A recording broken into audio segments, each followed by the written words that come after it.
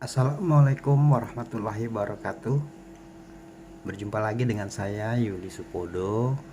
Hari ini kita akan bahas tentang PPNBM ya guys. Namun sebelum kita mulai pelajaran ini, kita sama-sama berdoa dulu yuk. Bismillahirrahmanirrahim. Semoga pembahasan hari ini dapat berjalan lancar. Dan simak terus ya guys videonya sampai selesai. Kita masuk ke materi ya. Nah, belakangan ini kan ada fenomena ya, sorotan publik setelah pemerintah mengurangi pajak untuk pembelian mobil di bawah 1500 cc. Nah, apa dampaknya guys? Di sektor otomotif ini untuk industri permobilan diharapkan dengan penurunan ya PNBM ini, tarifnya itu akan meningkatkan jumlah penjualannya guys. Seperti kita ketahui kan, untuk produsen mobil ini pendukung atau penyuplainya, kontraktornya ya istilahnya, itu banyak juga guys, seperti penyuplai komponen-komponen kaca spion ya. Tangkai untuk spion itu aja bisa mempekerjakan puluhan orang guys. Belum lagi plastik untuk dashboard, alas kaki ya, karpetnya itu yang dari plastik, yang dari bahan sintesis, kemudian pelapis jok ya, serta komponen-komponen serta aksesoris lainnya. Nah, kalau penjualan di industri mobil ini meningkat, di sektor otomotif ini meningkat, maka mereka pun akan ikut tergerak ya, tidak menurun gitu, maksudnya ikut bergerak dan ikut terus menyuplai sehingga penjualan mobil itu dapat berjalan dengan baik. Nah, untuk negara juga dalam penerimaan pajaknya itu juga memperhitungkan pemasukannya guys. Misalnya dengan tarif tinggi tetapi penjualannya rendah, ya dibuatlah kebijakan dengan tarif yang lebih harmonis gitu, yang lebih rendah, maka diharapkan penjualan akan meningkat. Nah, ini akan memberi masukan juga terhadap pendapatan negara dari pajak penjualan mobil ya, dalam hal ini PNBM. Oke, kita masuk ya guys ke materi pengertian tentang PPNBM. PPNBM adalah pajak yang dikenakan khusus untuk barang-barang mewah kepada produsen untuk menghasilkan atau mengimpor barang dalam kegiatan usaha atau pekerjaannya ya. Nah, sederhananya begini, pajak ini disetorkan oleh produsen kepada pemerintah alias pajak langsung.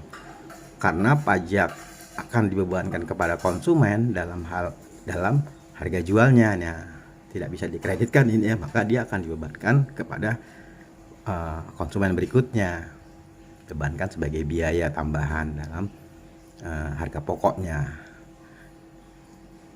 Nah, PPNBM ini hanya bisa dikenakan satu kali, tidak bisa dikreditkan, makanya di dalam penyerahannya atau impor barang yang tergolong mewah ini oleh produsen, penyerahannya pada tingkat berikutnya tidak lagi dikenakan PPNBM.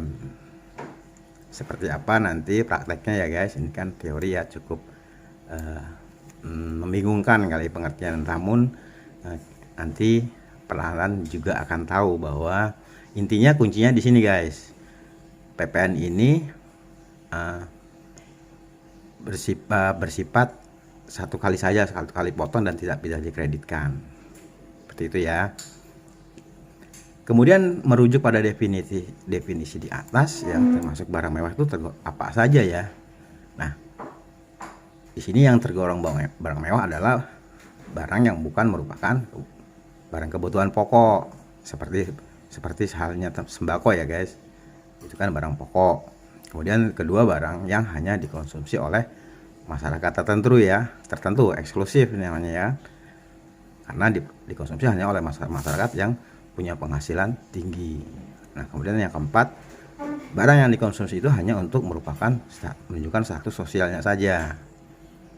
Nah, berikut ini adalah fungsi PPNBM ini untuk pemerintah, ya, agar terciptanya keseimbangan pembebanan pajak antara konsumen yang berpenghasilan rendah dan konsumen yang berpenghasilan tinggi. Maka pemerintah membuatkan beberapa kebijakan terkait PPNBM ini, ya. Jadi fungsinya bagi pemerintah hanya untuk mengendalikan pola konsumsi atas barang kena pajak yang tergolong mewah. Kedua, untuk mengamankan penerimaan negara. Yang ketiga, untuk melakukan perlindungan terhadap produsen kecil atau tradisional, ya, terhadap yang konsumen-konsumen yang mempunyai kapital besar. Seperti itu ya, guys. Berikutnya ini adalah masuk ke rincian, ya. Rincian tarif dari perhitungan PPNBM. Nah, tarif PPNBM ditetapkan paling rendah yaitu 10% dan paling tinggi 200%. Nah, perbedaan tarif PPNBM ini didasarkan pada pengelompokan barang yang tergolong mewah yang dikenai PPNBM. Nah, semua ini dikonsultasikan dengan Dewan Perwakilan Rakyat, ya. Berdasarkan pasal 8 Undang-Undang Nomor 42 tahun 2009, nah, tarif PPNBM ini ditetapkan paling rendah 10% dan paling tinggi sebesar 200%, ya, seperti tadi, ya, aman, ya. Namun jika pengusaha melakukan ekspor barang kena pajak yang tergolong mewah, maka akan dikenai pajak dengan tarif sebesar 0%. Nah, kalau ekspor, ya, diperhitungkan, ya, dengan tarif 0%, ya, karena kan tujuannya ekspor itu untuk kompetensi harga. Nah, ekspor itu dari dalam negeri keluar, ya. Jika dikenakan PPNBM maka harganya akan bertambah mahal dan tidak bisa bersaing harganya di pasaran internasional. Nah, oke, sekarang kita lihat karakteristiknya PPNBM. Nah, PPNBM ini adalah pungutan tambahan, ya, yang dikenakan kepada barang mewah selain dari PPN. Keberadaan PPNBM ini membuat konsumen dengan daya beli tinggi karena mampu mendapatkan barang mewah harus memikul beban tambahan lebih tinggi. Nah, tentunya ketika dibandingkan dengan konsumen dengan daya beli rendah, maka asas keadilan ini sangat penting, ya, ditekankan dalam PPNBM ini, karena jika tidak maka konsumen dengan daya beli tinggi akan membayar tarifnya, ya, persentasenya itu pajak yang sama dengan konsumen yang daya beli rendah. Nah, ini tidak mencerminkan rasa keadilan. Yang kedua, PPNBM hanya dikenakan satu kali saja, yang lebih tepatnya pada saat ada proses impor atau penyerahan barang kena pajak yang masuk golongan barang mewah. Jadi jika ada pabrikan di Indonesia yang memang memproduksi golongan barang mewah, sudah pasti akan dikenakan PPNBM. Yang ketiga, PPNBM ini juga tidak dikreditkan, ya, juga tidak dapat dikreditkan, ya, karena sasaran jenis pajak ini adalah konsumen, ya, konsumen. Jika PPNBM ini dikreditkan, maka tujuan beban pajak tidak akan tercapai dengan baik. PPNBM akan dibebankan sebagai biaya oleh pengusaha kena pajak yang telah menyerahkan barang kena pajaknya dalam mata rantai distribusi kedua dan seterusnya, ya.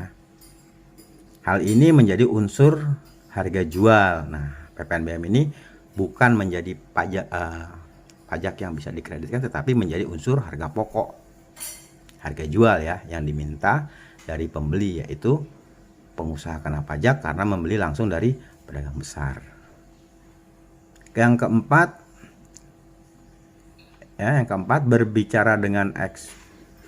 berbicara mengenai ekspor, ya, PPNBM yang dibayar saat perolehan dapat diminta kembali nih. Memang PPNBM ini tidak dapat dikreditkan, namun apabila BKP atau barang kena pajak yang masuk golongan barang mewah akan diekspor, maka PPNBM-nya yang dibayar berkaitan dengan perolehan BKP dapat diajukan permohonan restitusi. Oke, ini adalah 4 kriteria karakteristik pajak pertambahan nilai barang mewah. Kita lanjut ke PPNBM ya. Hanya dikenakan satu kali, ini sudah ilustrasinya. Oke, Pak Yuli jelaskan. Ini misalnya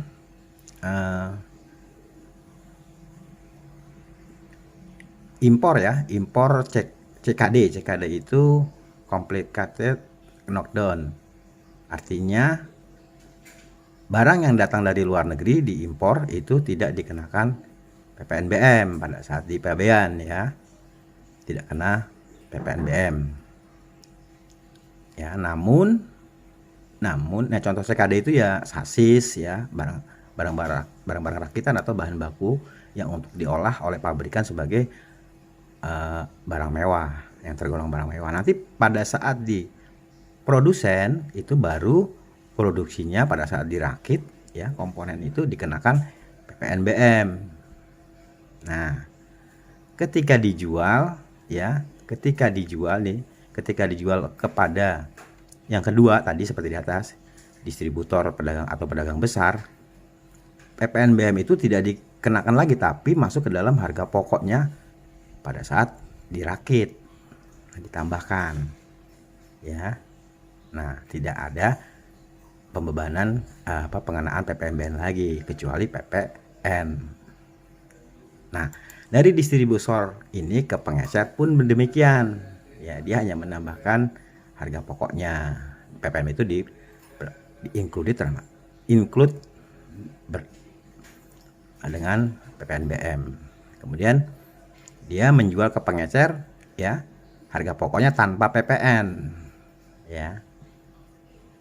Nah, pengecer ke konsumen akhir pun demikian ya. Ya, harga PPNBM itu hanya diberlakukan sebagai biaya tambahan harga pokok produksi, kemudian dijual kepada konsumen akhir tanpa PPN sebagai harga pokoknya. Demikian ya untuk impor PPNBM, impor CKD, bukan ya barang rakitan ya, bukan build up ya. Nah, sekarang untuk build up, untuk complicated build up yang tergolong itu misalnya unitan ya, artinya unitan, bukan berupa rakitan atau barang-barang untuk diproduksi kembali ya, berupa misalnya satu buah mobil mewah seperti itu ya, diimpor. Maka pada saat penyerahan itu diimpor itu dikenakan PPNBM ya, dikenakan PPNBM ya. Pada saat diimpor itu kena biaya impor dan biaya masuknya. Nah, ketika dia menjual ya kepada importir menjual kepada distributor, ini pun tidak mengenakan PPNBM. PPNBM sudah masuk ke dalam harga pokok pembeliannya, penjualannya. Nah, hanya menambahkan biaya-biaya beserta target keuntungannya ya, PPN. Nah, distributor ke pengecer pun tidak mengenakan PPN ya. Nah, PPNBM juga sudah masuk ke dalam harga pokok penjualan. Begitu juga pengecer ke konsumen akhir. Ya, seperti ya guys, nanti kita lihat contohnya ya. Kita lihat, nanti kita praktekkan di contohnya ya, di soalnya. Oke. Sekarang kita dasar-dasar pengenaan PPNBM. Nah, dasar hukumnya, dasar hukum PPNBM ini ya, dalam hal ini ya hukum PPNBM adalah Undang-Undang Nomor 8 Tahun 1983 ya. Itu tentang pajak pertambahan nilai PPN dan pajak penjualan atas barang mewah. Nah, berdasarkan Undang-Undang PPN tersebut tahun 1984, pasal 5 itu terdapat objek pajak ya, subjek pajak. Kemudian pasal 8 itu mengenai tarif PPNBM. Nah, pasal 10 yaitu mengenai cara penghitungan PPNBM. Nah, siapa sih objek pajak itu? Objek pajak PPNBM itu sesuai pasal 5 Undang-Undang PPN tahun 1994 tuh hanya 2 guys, yaitu ya penyerahan barang kena pajak mewah yang dilakukan oleh pengusaha di dalam daerah pabean. Ya, objeknya itu ya barang yang diserahkan. Kemudian yang kedua adalah importir. Barang importir ya, barang importir yang tergolong mewah. Nah, objeknya. Kemudian ya jenis barang mewahnya boleh deh. Jenis barang mewahnya ya tadi ya cuma 2 juga ya. Ingat ya, cuma 2 jenis BKB barang mewah itu. Barang kena pajak itu ya jenis kendaraan bermotor dan selain kendaraan bermotor. Kendaraan bermotor ya dari motor, mobil ya, pesawat ya. Nah, selain kendaraan bermotor ya misalnya gedung ya, apartemen ya, di situ ada nanti balon udara atau senjata api atau lainnya ya. Seperti itu ya.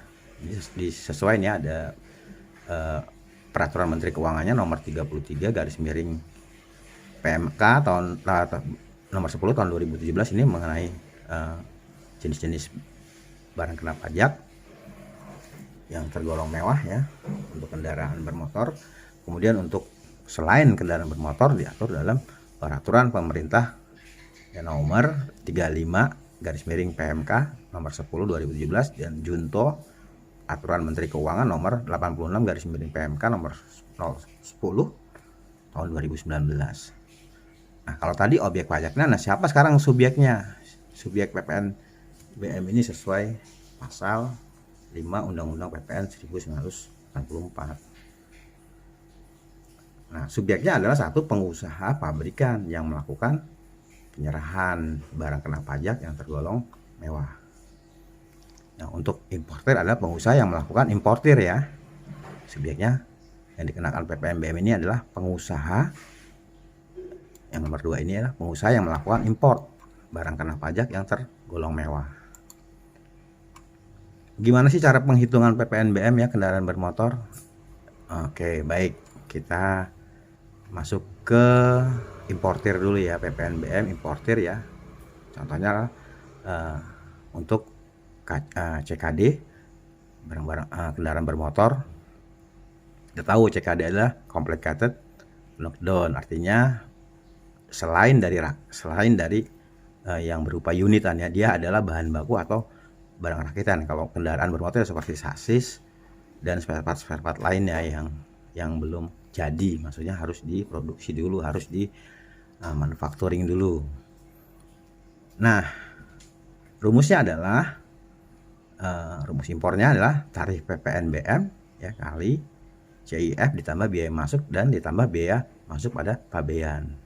Nah, ini adalah contoh dari yang dibebaskan ya tidak kena ini PPN BM. Contohnya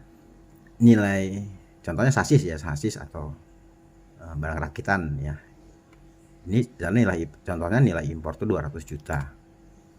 Kemudian dia hanya dikenakan PPN 10% ya, 10% kali 200 juta, 20 juta, sehingga jumlah yang dibayar pada saat masuk ya, pada saat impor CKD ini adalah 220 juta. Nah, contohnya lain adalah yang kena pajak, yang kena PPN BM. Ya, misalnya harga impor yaitu $50 dikali Rp10.000 biaya masuk. Nah, ini mungkin tarif Menteri Keuangan ya. Nah, biaya masuknya 50%. Nah, hitung PPN dan PPN BM-nya yang terutang jika tarif PPN BM-nya adalah 20%. Nah, kita simulasikan ya, kita jawab ya. Dasar pengenaan pajak adalah ya CIF. CIF ini adalah cost ya, cost insurance freight. Cost insurance freight dan tambah biaya masuk, yaitu $50.000 dikali 10.000 ya, kurs Menteri Keuangan ini. Jadi jumlahnya 500 juta. Nah, biaya masuknya itu 50% ya, tarif ini kan, tarifnya 50%. 50% dikali 500 juta. Dia kenanya 250 juta. Ya. Nah, ini ada tambahan sebenarnya jumlahnya. Jadi jumlah ini ya. Jumlah ini ditotal dulu. 750 juta ini. Oke. Jadi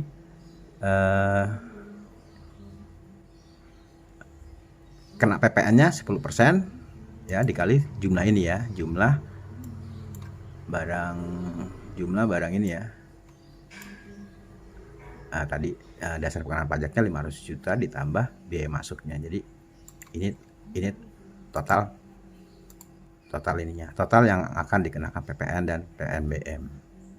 Nah, dikalikan PPN 10%, 10% kali 750 juta, 75 juta.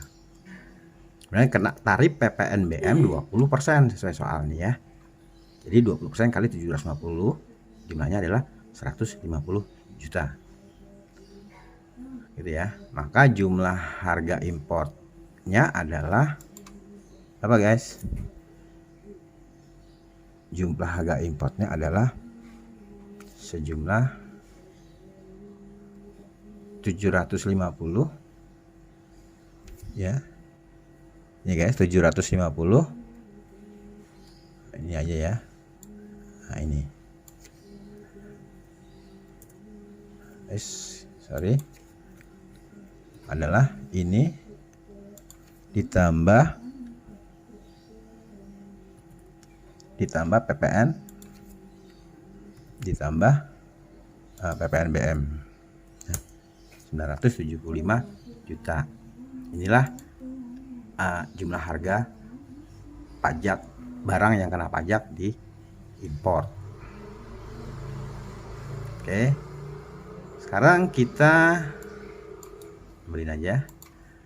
Sekarang kita masuk ke contoh perhitungan PPNBM importir ya, kendaraan yang bermotor tapi CBU. CBU itu complicated build up ya. Artinya bukan berupa rakitan, bukan berupa sasis, tapi barang yang sudah siap dipakai gitu, jadi unitan.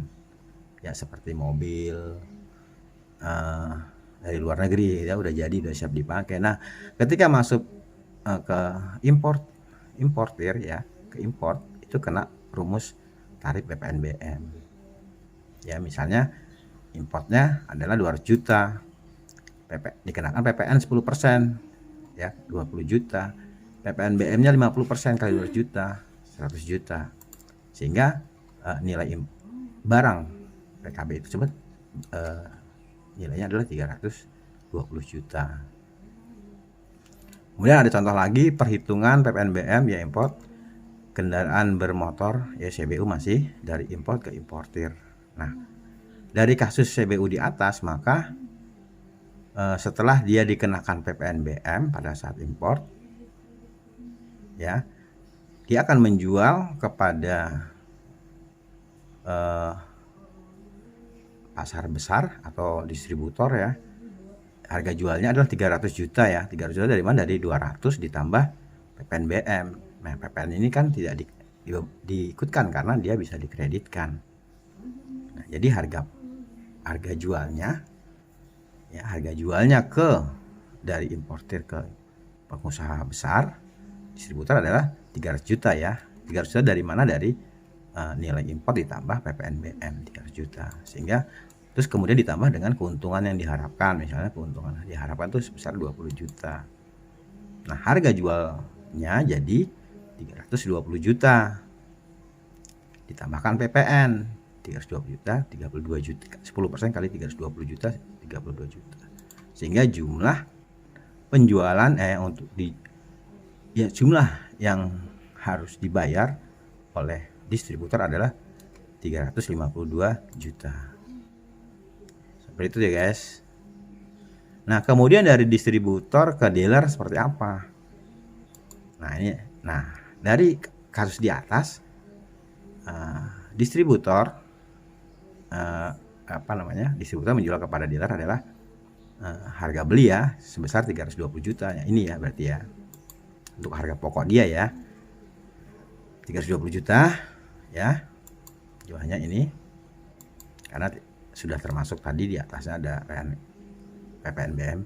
Kemudian ditambah keuntungan yang diharapkan ya, keuntungan yang diharapkan ini kan sudah mungkin namanya pedagang kan pengen untung ya, dia membebankan biaya-biaya yang sudah dikeluarkan ya, termasuk biaya pemeliharaan, biaya keamanan ya sebesar 20 juta. Maka harga jualnya menjadi 340 ya, 320 tambah 20. Nah, harga jualnya 340 ini kemudian ditambahkan PPN ya 10% kali 4 juta 430 juta 34 juta hingga harga yang dia akan jual nanti kepada konsumen akhir ya adalah 374 juta ya. Ini PPN-nya kan nggak usah di ini ya, karena dia bisa dikreditkan, artinya nanti ada mekanisme perhitungan pajak keluaran dan pajak masukan. Seperti itu ya guys. Ini adalah beberapa contoh ya, contoh soal kaitannya dengan PPNBM untuk spare part ya, pabrikan. Misalnya di pabrikan industri ya, pada saat dia mengimport tadi ada soalnya mungkin nyambung ya, barang pabrikan ya, mengimport seperti ini, mengimport nilai importnya 200 juta, kemudian biaya perakitan 30 juta, keuntungan yang diharapkan 20 juta, harga jualnya 250 juta. Nah, PPN ditambahkan 250 juta kali 10%. PPNBM pada saat dirakit atau dikerjakan di pabrik dikenakan ya sebesar 50%. Nah, untuk barang yang sudah dirakit ya, yang tergolong mewah ya, 50% kali 250 ya, ketemunya 125 juta. Nah, nilai jualnya adalah 400 juta. Nah,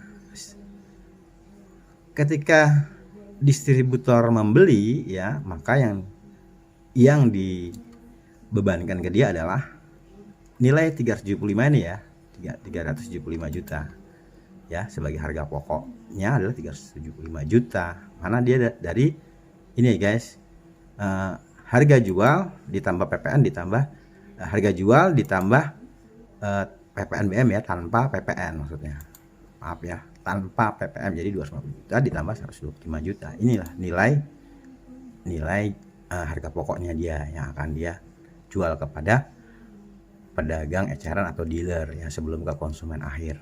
Nah, dari keuntungan dari harga pokok ini dia tambahkan keuntungan yang diharapkan sebesar 20 juta misalnya untuk menutupi biaya-biaya operasional yang sudah dikeluarkan.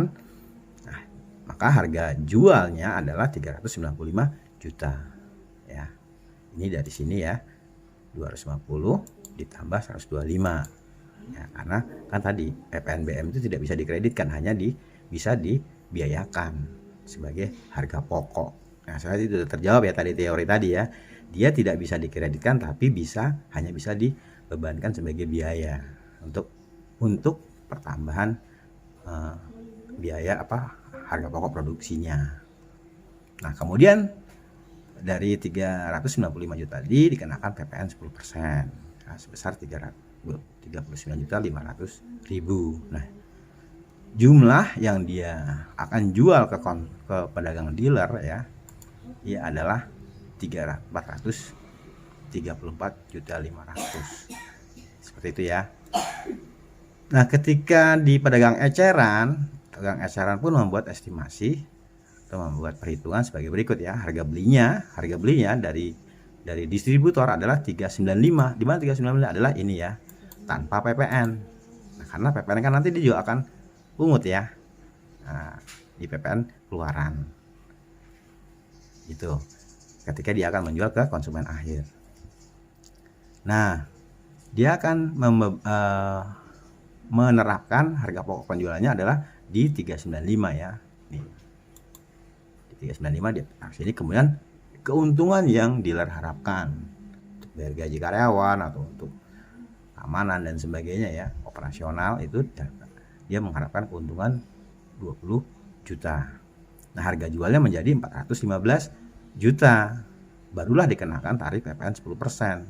Nah, 41.500, maka nilai jualnya barang yang dibeli dari distributor tadi menjadi 456.500.000. Nah, inilah yang akan dijadikan kepada konsumen akhir ya, seperti ini ya. Nah, dia konsumen akhir pun akan membeli barang. Nah, dia nggak akan kena ini lagi, dia akan membeli barang ini, sorry ya, ini dihilangkan saja, karena dia pasti konsumen akhirnya akan membeli harga 456.500.000. Nah, seperti itu ya. Gimana? 415. Nah, konsumen akhirnya lihat aja, dia akan konsumen akhir ini dia akan membeli dengan harga perhitungan yang sudah dianggarkan oleh pedagang eceran ya. Misalnya harga jualnya itu dia berasal dari ini ya, 415 ini ya. Kemudian dikenakan keuntungan itu tadi, keuntungan dari sudah ya, berarti ini enggak ya, hanya ini aja ya, ini sudah termasuk PPN harus dibayar. Oke, jadi ini untuk konsumen akhir ini tidak ada berlaku lagi ya, kecuali dia hanya membayar 456.500.000. Oke, sekarang Pak Yul akan jelaskan tarif-tarif PPNBM untuk kendaraan bermotor ya. Ya, ini ada dasarnya nih, Peraturan Menteri Keuangan nomor 33 ya _ PMK nomor 10/2017. Tarif PPNBM untuk kendaraan bermotor ditetapkan sebagai berikut ya. Ini berjenis-jenis ya, sesuai tarifnya, sesuai tarif di sini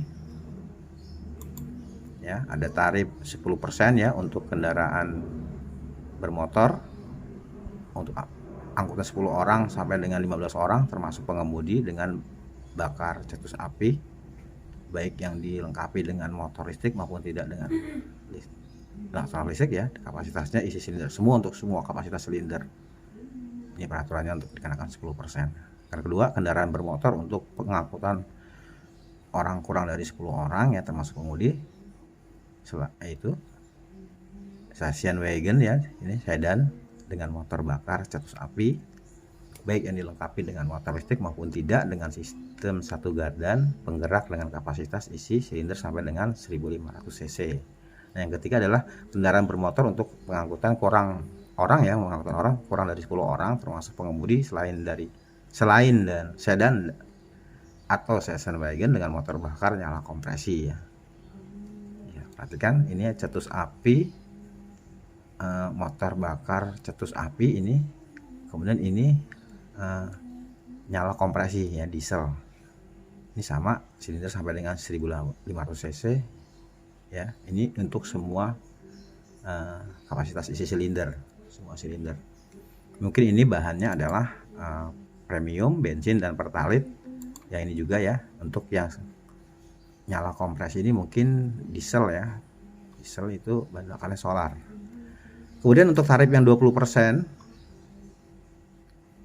ya, untuk tarif yang 20% ini dibebankan kepada kendaraan bermotor untuk pengangkutan yang kurang dari 10 orang termasuk pengemudi selain sedan wagon, sama ini dari atas tapi cc-nya ya, cc-nya 1.500 sampai dengan 2.500 cc. Ini sama dengan di atas ya, memang cc-nya antara 1.500 sampai 2.500. Kemudian ini yang berdiesel ya,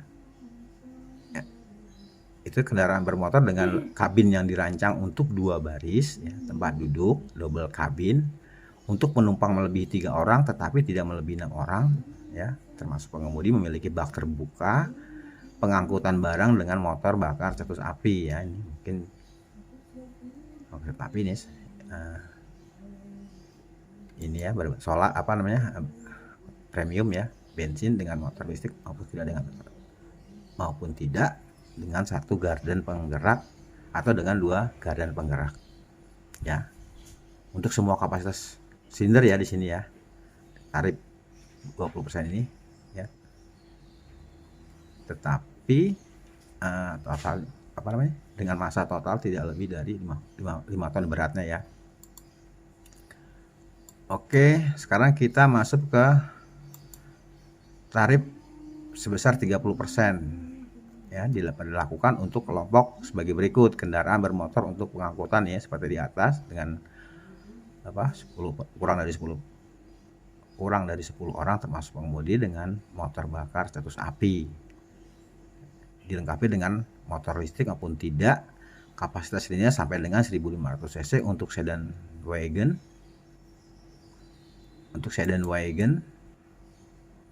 stasiun ataupun station wagon, dan kendaraan selain sedan atau station wagon dengan sistem 2 gardan penggerak. Ya, ada tambahannya tidak. Kemudian yang kedua adalah untuk tarif 30% kendaraan bermotor untuk pengangkutan orang kurang dari 10 orang ya, termasuk pengemudi dengan motor bakar nyala kompresi. Kalau ini mungkin dengan bensin, ini dengan solar ya, sama ini ya, cuman bedanya bahan bakarnya mungkin ya, ini dengan bahan bakar status api berupa bensin dan premium, ini solar ya. Tadi yang 30%, sekarang kita yang 40% ya. 40% itu sama ya, kendaraan yang angkut yang kurang dari 10 orang termasuk pengemudi, baik sedan wagon maupun selain sedan ataupun station wagon ya, dengan motor bakar status api di sini Pak Willy karungin. Nah, yang cc-nya 2500 sampai dengan 3000. Nah, ini sama motor listrik ya, status api juga, ini bahan bakarnya status api.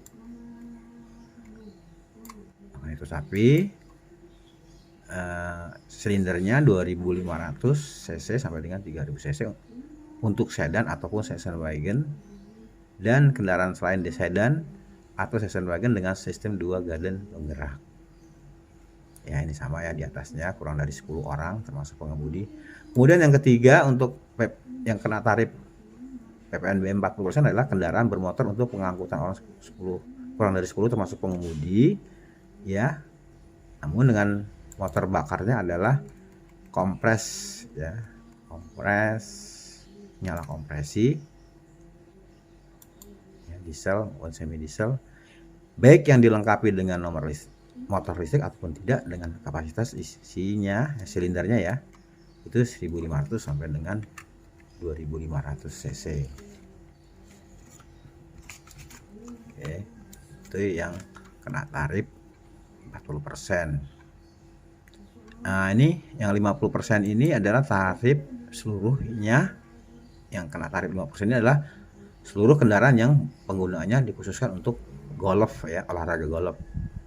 Di situ ada kendaraan-kendaraan untuk di lapangan golf ya, itu dikenakan semuanya 50%. Kemudian tarif PPNBM yang dikenakannya 60% diberlakukan untuk kelompok kendaraan sebagai berikut ya. Kendaraan bermotor beroda 2 dengan kapasitas isi silinder lebih dari 250 cc sampai dengan 500 cc, yakni sepeda motor termasuk moped ya, dan sepeda yang dilengkapi dengan motor tambahan dengan atau tanpa kereta pasangan sisi ya, termasuk kereta pasangan sisi ya. Maksudnya dikenakan 60% ini tarifnya motor yang 250 cc sampai 500 cc, baik yang ada motor tambahan, baik yang tanpa kereta pasangan sisi maupun dengan kereta pasangan sisi. Nah, yang kedua adalah kendaraan khusus yang dibuat untuk perjalanan di atas salju, di atas pantai atau di gunung, dan kendaraan semacam itu lainnya ya. Ini dikenakan pajak PPNBM 60%. Kemudian tarif PPNBM ini yang 125% diberlakukan atau untuk kelompok kendaraan sebagai berikut ya. Kendaraan bermotor untuk angkutan kurang dari 10 ya, termasuk pengemudi dengan motor bakar cetus dengan motor bakar cetus api ya. Berarti dilengkapi dengan motor listrik maupun tidak. Kapasitas silindernya adalah lebih dari 3000 cc. Nah, ini dikenakan 125%. Perhatikan ya guys. Kemudian yang kedua, kendaraan bermotor angkutan ya, tahap sama ini kurang dari 10 orang, tapi dengan bakar nyala kompresi. Nah, kalau tadi bakar cetus api itu mungkin bensin, kalau kompresi itu mungkin diesel ya dengan solar. Ini ditebelin, baik dilengkapi dengan motor maupun non-listrik dengan kapasitas isi silinder lebih dari 2000. Nah, ini perlu lebih dari 2500 cc ya, dari sedan wagon atau sedan wagon. Nah, kemudian yang ketiga yang dikenai pajak 125% adalah kendaraan bermotor roda 2 dengan kapasitas isi lebih dari 500 cc. 500 cc ya, motor terdiri dari sepeda motor termasuk moped dan sepeda motor yang dilengkapi dengan motor tambahan dengan atau tanpa kereta pasangan sisi, termasuk kereta pasangan sisi ya, dengan atau tanpa kereta pasangan sisinya. Itu yang di atas 500 cc kena tarif 125%. Di motor-motor super ya guys. Kemudian ada nomor 4, trailer atau semi trailer ya, dari tipe caravan ya, untuk perumahan atau kemah. Mobil-mobil trailer ya. Oke, sekarang masuk ke tarif PPNBM selain kendaraan bermotor. Ingat ya guys, ada dua kendaraan objek pajak itu hanya ada dua ya. PPNBM itu bermotor dan selain bermotor.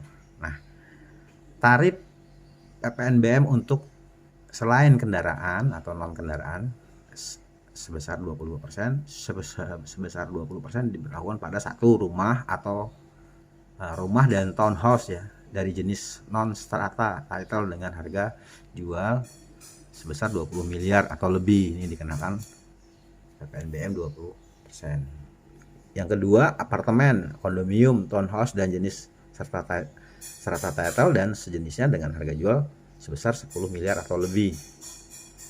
Ya, ini dikenakan tarif pajak 20%.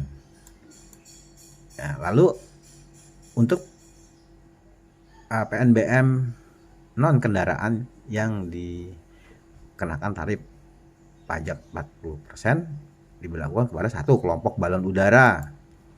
Ya, ditebelin ya. Kelompok balon udara ya. Nih, yang dapat dikemudikan. Ya, dikemudikan maksudnya dengan itu ya, pancar api. Kemudian pesawat udara lainnya tanpa tenaga penggerak. Nah, ini dikenakan PPN 40%. Yang kedua, kelompok peluru senjata api dan senjata api lainnya kecuali untuk keperluan negara. Nah, kalau yang kecuali untuk keperluan negara nih ya. Ini kebetulan ya. Yang untuk keperluan negara ini tidak dikenakan PPNBM. Yang terdiri dari peluru dan sebagainya ya.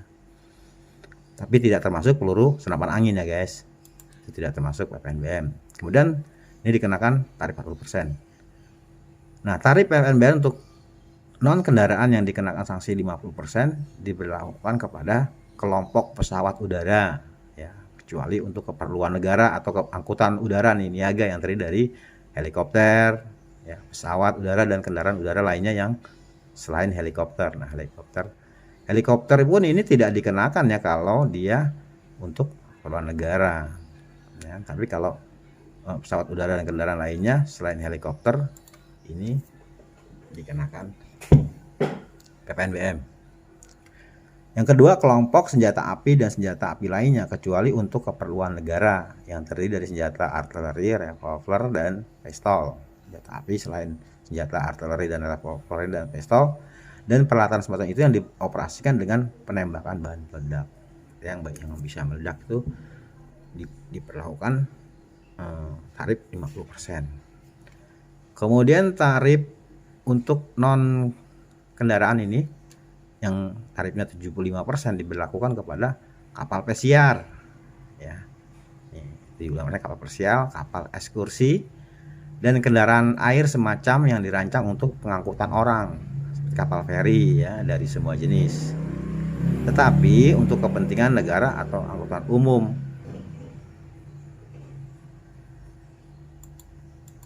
Ya. Kemudian ada ya kecuali untuk kepentingan negara atau kepentingan umum. Yang maksudnya kalau untuk kepentingan negara atau kepentingan umum tidak dikenakan tarif 75% ya guys. Ini kecuali untuk pribadi ya. Untuk pribadi. Oke guys, sudah agak lama juga ya. Kita gerak-gerakan badan dulu supaya nggak ngantuk.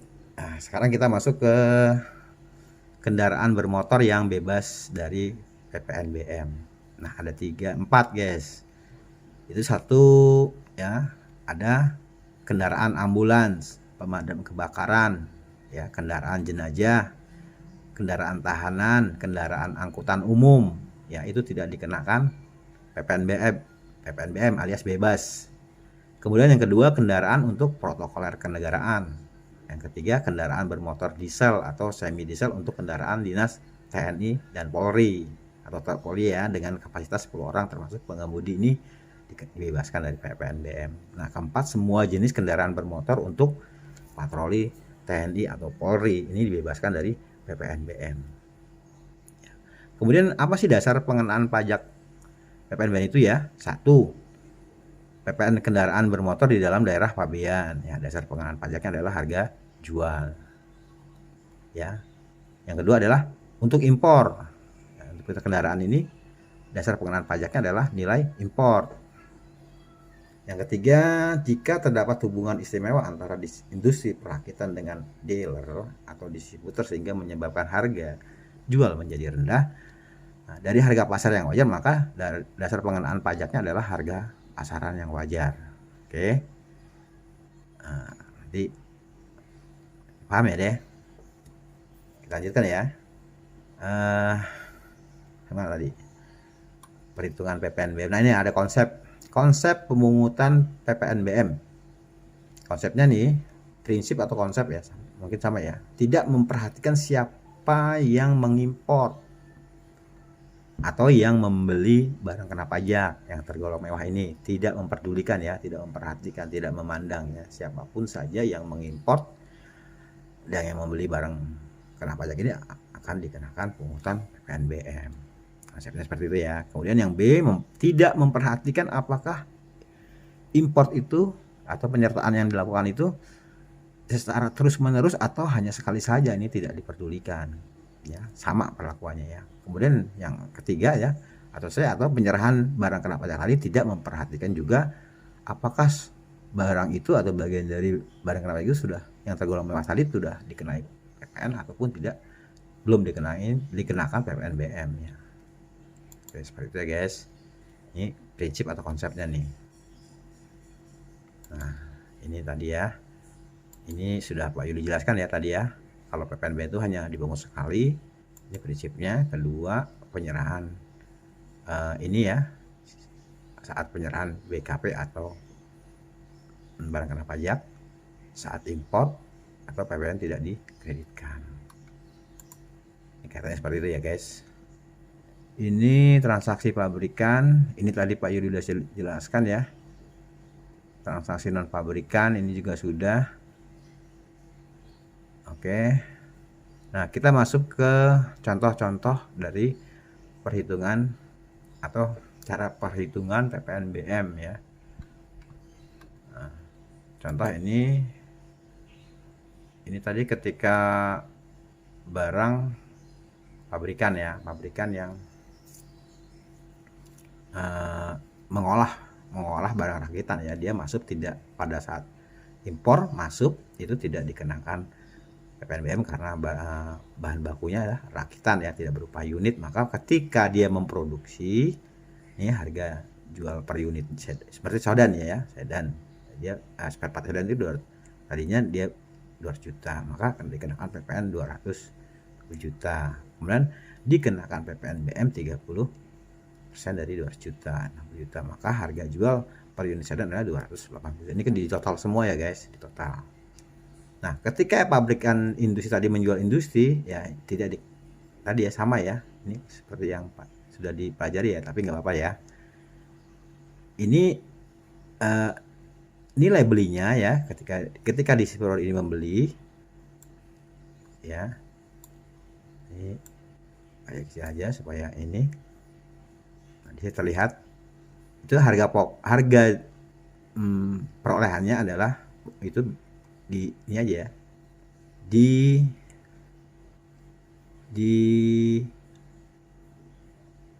harga jual tambah PPNBM 260 ya, harusnya ini dia membelinya ini. Oh, ini ada di bawahnya ya. Ya dia tetap pada saat membeli ada 200 juta, kemudian include dibebankan biaya PNBM 60 juta ini ya. Kemudian dia laba yang diharapkan 20 juta dan biaya-biaya lainnya 10 juta sehingga 30 juta, sehingga total biaya tambahnya ada 90 juta. Nah, maka harga jual unit sedan adalah 200 juta ditambah biaya-biaya, jumlah biaya tambahan tadi 90 juta hingga 209 juta. Nah, ditambah. Dan di sinilah maka dikenakan PPN 10%, 290 sehingga 29 juta. Nah, di sini adalah PPM masukan untuk distributor ya.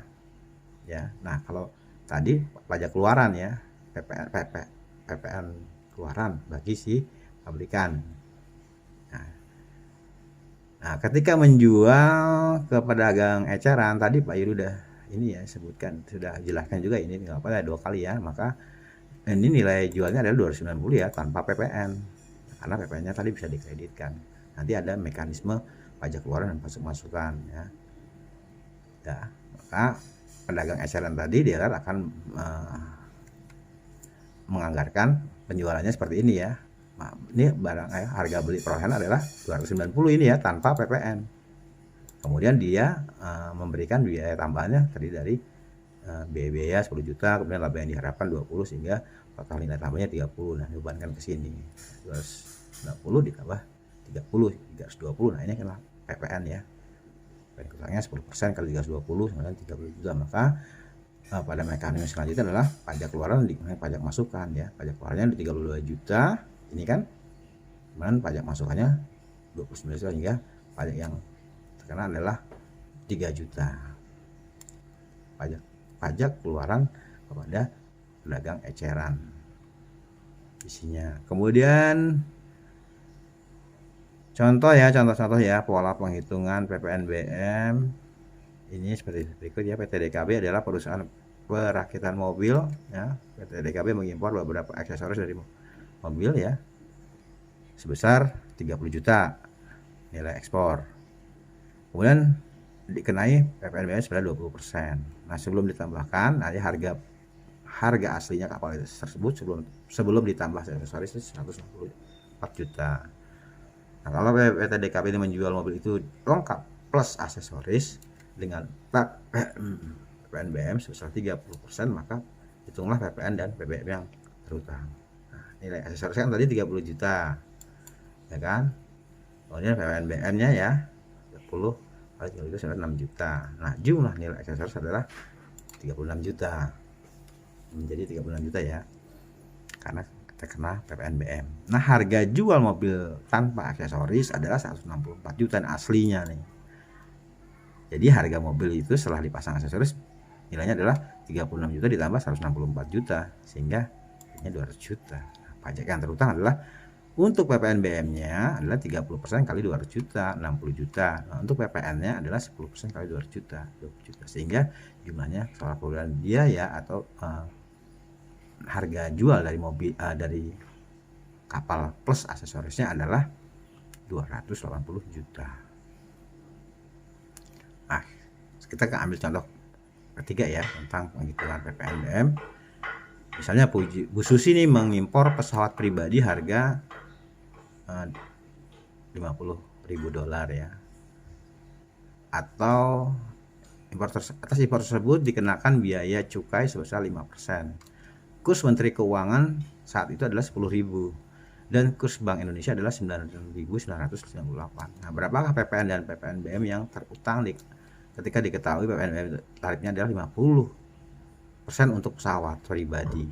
Nah, kita ambil dulu ya, perhitungan ya cost dan CIF-nya. CIF ya tadi kita sudah bahas, adalah cost insurance and freight adalah $50.000 dikali 10.000, dia memakai tarifnya Menteri Keuangan karena 500 juta, karena dikenakan biaya masuknya 50% kali 500 juta, 250 juta ya. Jadi jumlah nilai importnya adalah 750 juta. Nah, pajak terutangnya adalah PPNBM atas barang harga jual yaitu 50% kali 750 juta, 375 juta. Ya. Nah, PPN-nya dikalikan 10% dari 750 juta adalah 75 juta, sehingga jumlah pajak mana sih? 750 juta ya. Nah, sini. Nah, ini adalah jumlah pajaknya 450 juta ya. Nah, jadi nilai dari pesawat pribadinya Bu Susi itu adalah total ya, total 750 jumlah nilai import ditambah pajaknya ya, ini ditambahkan lagi, jadi nilai jualnya jumlah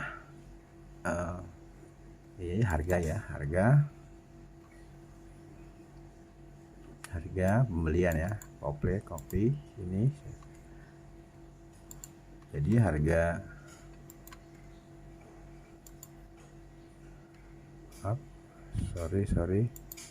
jadi harga jualnya, harga pembeliannya. Oke guys, jadi jumlah harga pesawat pribadi yang diimpor oleh Bu Susi adalah harga pada saat masuk ya, impor ditambah PPNBM plus PPN ya.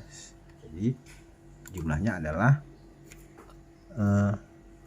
750 juta ditambah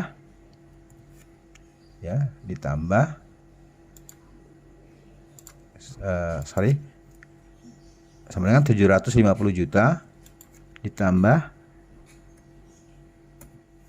450 juta ya jumlah PPNBM, sehingga harga pesawatnya adalah 1.200 miliar rupiah. Seperti itu ya guys, itu jumlah yang harus dibayar oleh Bu Susi dalam mengimpor pesawat jet pribadi. Nah, contoh keempat adalah penghitungan PPNBM balon udara ya. Ini coba kita lihat dulu ya. PT Paliat adalah distributor balon udara yang mengimpor langsung dari negara Korea Selatan untuk dijual di Indonesia ya. Nah, nilai impornya sebesar 100 juta dan dikenakan PPNBR sebesar 40% ya, tarif pajak balon udara 40% ya. Balon udara ini akan dijual dengan laba 60 juta. Berapakah harga jual balon tersebut dan berapa PPN dan PPNBM yang harus diserahkan? Baik, kita urutkan satu-satu ya. Nah, nilai impor balonnya adalah 100 juta. Kemudian dia kenakan PPNBM dong. Atas barang impor sebesar 40% kali 100 juta sebesar 40 juta. Baru dari itu kita kenakan PPN dari 100 juta ini ya. Nah, 10% kali 1 juta 40 juta, sehingga nilai barang impor itu ya balon udara sebesar 150 juta. Nah, kemudian harga jualnya oleh PT Paliat ini adalah nilai pembelian udara adalah 140 juta ya, didapat dari mana? 100 juta ditambah biaya PPNBM ya, karena PPN tidak diperhitungkan. Nah, laba yang diharapkan ya dari soal itu 60 juta. Nah, maka harga pokok balon yang disebut adalah 100. Harga pokok ini adalah 140 juta ini ditambah 60 juta yang laba yang diharapkan, sehingga terkena PPN yang 10% ya, mengenakan PPN kali 200 juta 20%. Maka harga jual PT Paliat kepada konsumen adalah 200 juta kalau ingin menutup labanya sebesar 60%. Nah, catatan sini ya pelanggannya. Untuk pelanggan yang membeli balon ini dari PT Paliat ya tidak dikenakan PPN. penjualan ya sebesar 10% kali 200 juta. Namun untuk PPN ya, untuk PPN ya sebagai pajak keluaran, sehingga PPN yang harus disetorkan PT Paliat ini ya adalah mekanismenya pajak keluaran dan pajak masukan. Nah, PPN-nya dapat dikreditkan adalah pajak keluarannya sebesar 20 juta. Ya, pajak masukannya 10 juta. Nah, PPN terhutang yang harus dilaporkan atau disetorkan PT Paliat kepada negara adalah pajak keluarannya sebesar 10 juta. Karena ada restitusi ya tadi, pajak keluaran dan jumlah pajak keluaran dan jumlah pajak masukan. Oke, demikian, mungkin agak panjang ya, mohon maaf karena ini memang sangat panjang dan perlu contoh-contoh yang supaya kita bisa dari teori tadi bisa ada implementasinya di dalam soal gitu. Jadi agak panjang ya guys, tapi kalau sering latihan mungkin kita akan lebih paham lagi ya gimana kita mengerjakannya ya. Semoga video ini bermanfaat ya. Akhirul kalam saya ucapkan Assalamualaikum warahmatullahi wabarakatuh. Nanti simak terus ya video Pak Yudi selanjutnya. Bye bye.